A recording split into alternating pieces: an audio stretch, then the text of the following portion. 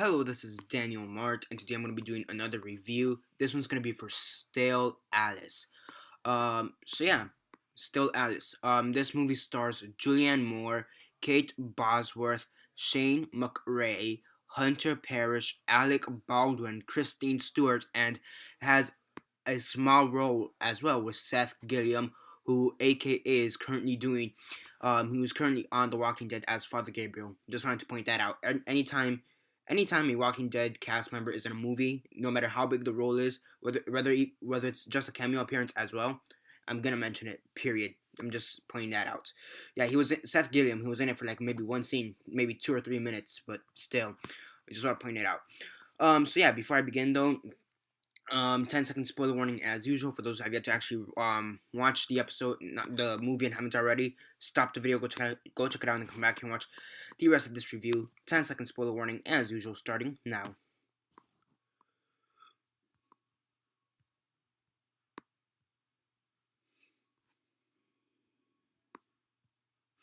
Okay, so 10 seconds are up. So for those who have yet to actually watch the episode movie and haven't already, for those who have yet to actually watch the movie and haven't already, please don't comment down below or be messaging me that never gave me fair warning, because as usual, I did. Okay, so yeah, basically in this movie you have Julianne Moore and she is portraying this lady called Alice Howland, who basically has early onset Alzheimer. And yeah, she basically has Alzheimer, which for those who don't know what Alzheimer is, or Alzheimer's disease is, for those who don't know what that is, it's basically when you start losing your memory more rapidly than you should, sometimes at a younger age than what is expected or normal. And you forget almost everything from even the simplest of things, from names to like even the alphabet to tying your shoes, and even simple stuff. Um, so yeah, so basically this is just her and how she has to deal with Alzheimer's, how she's dealing with it. And yeah, one thing I did like about the movie is that they hinted it even from the beginning. They hinted it at from the beginning. Now at the so yeah, and it's kind of interesting because I already knew it was about this, her having Alzheimer's, and I was really interested in the story. For some reason, stuff having to do with medical stuff kind of interested me. I kind of know why, but I'm not gonna get into it. So yeah, there's a reason why I like medical movies or dealing with medical stuff. I'm not really gonna get into it not yet, but whatever, or like ever. Um, so yeah, but I did like it. They kind of hinted at it at the beginning a few times. And I want to say about 15-20 minutes in, it kind of came full force, and it was pretty well done. I think the reveal of her having Alzheimer's when it was confirmed, I thought was interesting. Um, is that the writing for it was pretty good. I do think that the writing at times could have been better, but overall it was a pretty good thing. My one major problem, however, is the acting. Now the acting was great. Not great, but it was pretty good for the most part. But now, why is it a problem?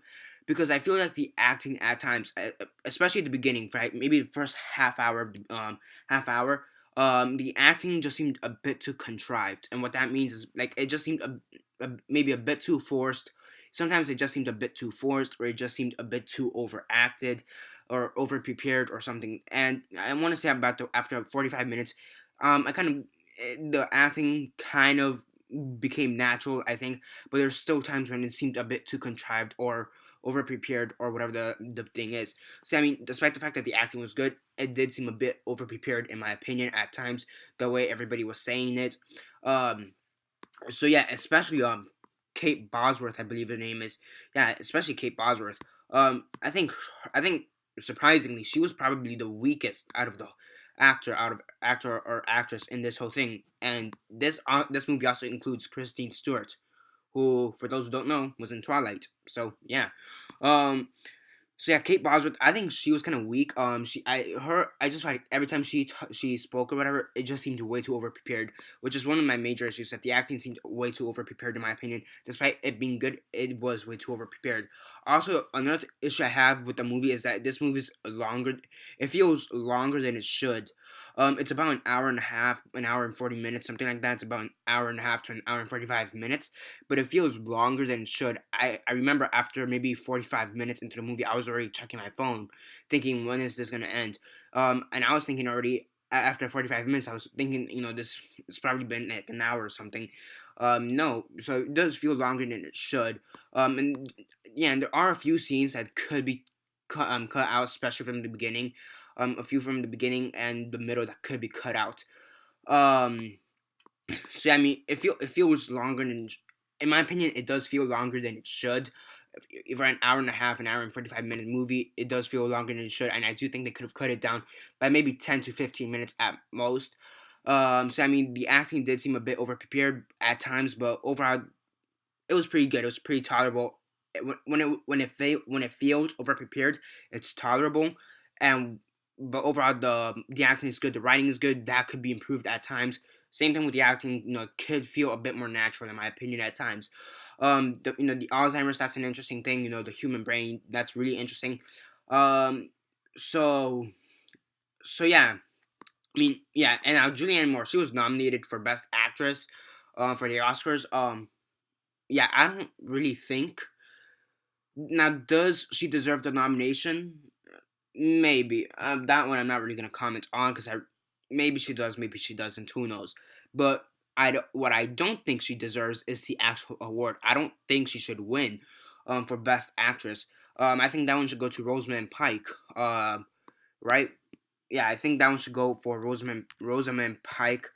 I believe that's who else is nominated for the Best Actress this year? Yeah, Felicity Jones, Marion Cotillard, Reese Witherspoon. So yeah, Julianne Moore, I think she was kind of weak. I would like to see Rosamund Pike win Best Actress. Reese Witherspoon, I also liked her in that, and Felicity Jones, she was good, but I don't think yeah. I think for me, the top three for Best Actress in order will be Rosamund Pike, Felicity Jones, and then Reese Witherspoon.